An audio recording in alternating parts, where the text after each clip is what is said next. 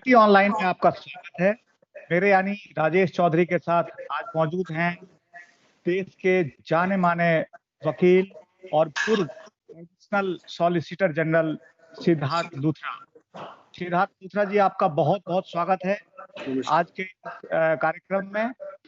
आज हम बात कर रहे हैं आरक्षण को लेकर। आरक्षण का मुद्दा शुरू से ही ज्वलंत रहा है अपने देश के लिए। अभी हाल में सुप्रीम कोर्ट ने मराठा आरक्षण के मामले में एक फैसला दिया और कहा कि जो महाराष्ट्र सरकार ने जो मराठा आरक्षण दिया है वो उस पे उन्होंने सुप्रीम कोर्ट ने रोक लगा दी और मामले को संवैधानिक बेंच को रेफर कर दिया। सुप्रीम कोर्ट का कहना था कि इंदिरा साहनी जजमेंट में जो 50% का लिमिट है उसको क्रॉस किया गया है और इसे संवैधानिक बेंच को रेफर किया जाता है। तो सिद्धार्थ जी, हम आपसे ये जानना चाहते हैं कि इंदिरा साहनी जजमेंट का बार बार जिक्र होता है, उस जजमेंट के बारे में आप दर्शकों को जरा बताइए कि आखिर वो क्या जजमेंट था।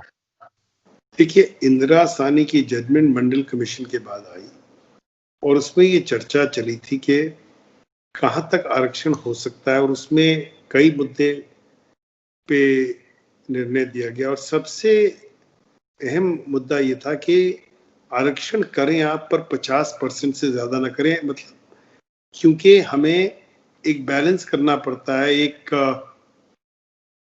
बारीकी से देखना पड़ता है कि मेरिट भी जरूरी है और आरक्षण भी जरूरी है। और आरक्षण के नाम पे मेरिट को आप एकदम खत्म नहीं कर सकते, मेहनत अब लियाकत को खत्म नहीं कर सकते। इसलिए उसमें 50% की लिमिट दी गई। लेकिन राज्य सरकारों की पुरानी आदत है कि पॉलिटिकल रीजंस की वजह से वो कई बार ये 50% की लिमिट को पार करते हैं। और फिर ये भी देखना पड़ेगा कि आरक्षण किसके लिए, पिछड़ी हुई जातियों के लिए, जिन लोगों को आरक्षण का जरूरत है, या जो लोग मेजॉरिटी में हैं, जो अगर आप आरक्षण अपने हिसाब से बांटने लगेंगे तो इसके दो नुकसान होते हैं। एक तो कि जो जनरल कैंडिडेट है, जो ज्यादातर पॉपुलेशन है भारत की, तो जनरल कैंडिडेट कहाँ जाएगा, कहाँ पढ़ेगा, कहाँ नौकरी लेगा। तो इसलिए आरक्षण की जरूरत मानते हुए आरक्षण को कंट्रोल भी करना पड़ेगा और इसीलिए इंदिरा साहनी में 50% की लिमिट दी गई।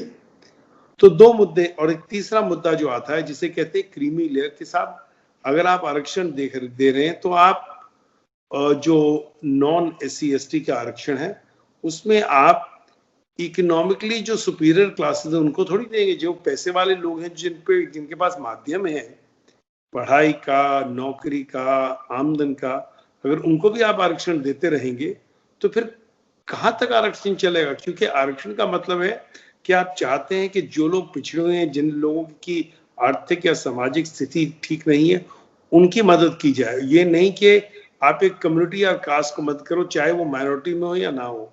तो इसलिए ये बहुत जरूरी था और सुप्रीम कोर्ट ने जो किया सही किया। तो मैं मानता हूं कि देश के संविधान को आए 70 साल हो गए हैं। कभी हमें यह भी सोचना पड़ेगा कि आरक्षण कब तक और किस किस के लिए जरूरत है और कब तक ये सुविधा चलती रहेगी, और एक परिवार में अगर आरक्षण आना है तो उसमें कितनी पुश्तों तक आना चाहिए। तो ये सब मुद्दे उठने चाहिए और ये सब देखने चाहिए, और किस किस कम्युनिटी या किस किस कास्ट या कम्युनिटी को आरक्षण का फायदा दिया जाए। सिद्धार्थ जी, एक और सवाल है कि हाल में सुप्रीम कोर्ट ने जो आर्थिक आधार है उस पे भी 10% आरक्षण दिया और वो भी 50% का दायरा क्रॉस हुआ। उस बात को हालांकि सुप्रीम कोर्ट में चुनौती दी जा चुकी है और सुप्रीम कोर्ट में जो चुनौती दी गई उसमें ये कहा गया कि अनुच्छेद 16 का सबसेक्शन 4 है, वो कहता है कि पिछड़ेपन का मतलब सामाजिक पिछड़ेपन से है। सुप्रीम कोर्ट में ये दलील दी गई है कि संविधान कहता है कि जो आरक्षण दिया जाएगा वो सामाजिक पिछड़ेपन के आधार पर दिया जाएगा। तो शैक्षणिक आधार, आर्थिक आधार, सामाजिक आधार, इस तरीके की जो बातें हैं, वो जो पिछड़ेपन का जो एक जो क्राइटेरिया बनाया जाता है और आरक्षण दिया जाता है, तो आपको लगता है कि ये सारा जो मुद्दा है, जो कॉन्स्टिट्यूशन में जो 16 सबसेक्शन 4 दिया गया है, आम लोगों के मन में ये उठता है कि एक तरफ संविधान कहता है कि समानता की बात, समानता का अधिकार, दूसरी तरफ 16(4) में आरक्षण देने की भी बात करता है। तो ऐसी जरूरत क्यों है? क्या इक्वल लेवल प्लेइंग बनाने की कोशिश की गई है संविधान में, इसलिए किया गया है?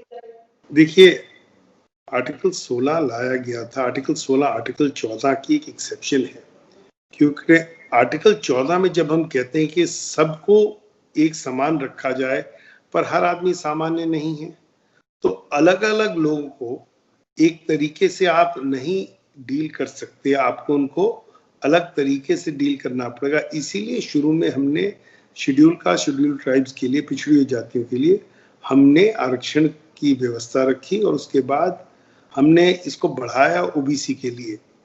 अब प्रश्न ये आता है कि आरक्षण कब तक और कहां तक बढ़े, क्योंकि एक हद तक हम लिंग्विस्टिक माइनॉरिटी को, जो भाषा के तौर पे जिन्हें हम माइनॉरिटी समझते हैं, उनके लिए भी रिजर्वेशन है, एक रीजनल माइनॉरिटीज हैं।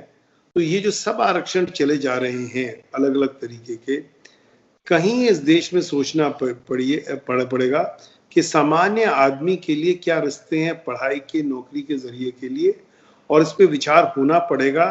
और जो आप कह रहे हैं कि हमें आरक्षण वहीं पहुंचाना है जहां एकदम जरूरत है, जिनको आरक्षण के बगैर जिनका गुजारा नहीं चल रहा, जिनको हम चाहते हैं कि वो सामान्य रूप से एक इक्वालिटी आए आर्टिकल 14 के तहत, उन पे हमें फोकस करना। और ये नहीं कि बस हम एक ब्लैंकेट रिजर्वेशन पे आ जाएं, जिससे जो चाहते थे जब संविधान बना फायदे के लिए होगा। और अब मेरा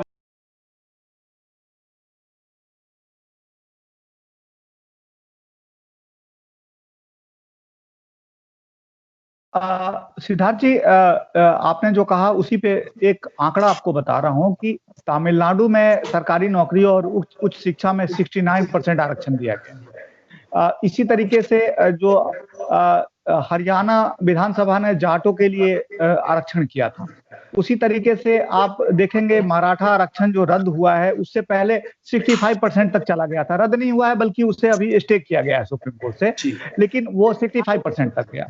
इसी तरीके से तेलंगाना, आंध्र प्रदेश और राजस्थान का अगर आंकड़ा हम देखें तो 62, 55 और 54% तक आरक्षण गया हुआ है। तो आप जो बात कह रहे हैं वो वाकई इसी मतलब देखा जाए तो 50% को हर जगह क्रॉस किया गया और हर जगह का मामला सुप्रीम कोर्ट में जा रहा है।